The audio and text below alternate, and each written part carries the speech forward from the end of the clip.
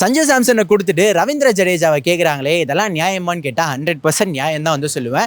இது ராஜஸ்தான் ராயல்ஸ் கிடையாது. எந்த ஒரு பெரிய டீமாக இருந்தாலுமே, எந்த ஒரு பெரிய பிளேயரை கொடுக்குறதா இருந்தாலுமே, அதுக்கு ஈக்குவலண்ட்டாக இன்னொரு பிளேயரை வந்து பெருசாக வந்து எதிர்பார்ப்பாங்க. அதில் தப்பே கிடையாது. ஸோ அதே மாதிரி தான் ராஜஸ்தான் ராயல்ஸ் என்ன பார்த்துருக்காங்க அப்படின்னா, சஞ்சு 18 கோடி.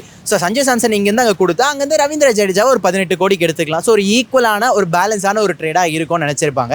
பட் சிஎஸ்கேவை பொறுத்தவரையும் சிஎஸ்கேக்கு ரவீந்திர ஜடேஜா என்ன மாதிரியான சுச்சுவேஷன்லாம் வின் பண்ணி கொடுத்துருக்காரு அப்படின்றதெல்லாம் அவங்க வந்து பார்ப்பாங்க. அதெல்லாம் கூட ஒரு வாரமாக விட்டுருங்களேன். நம்ம சிஎஸ்கே பொறுத்தவரையும் இந்த கப்பு ஜெயிக்கணும் அப்படின்றத தாண்டி பிளேயர்ஸோட ஹார்ட் எப்படி வின் பண்ணணும் தான் ஃபர்ஸ்ட் அவங்க பார்ப்பாங்க. ஸோ பிளேயர்ஸ் எந்த அளவுக்கு கம்ஃபர்டபுளாக வைக்கணுமோ அந்த அளவுக்கு கம்ஃபர்டபுளாக வைப்பாங்க.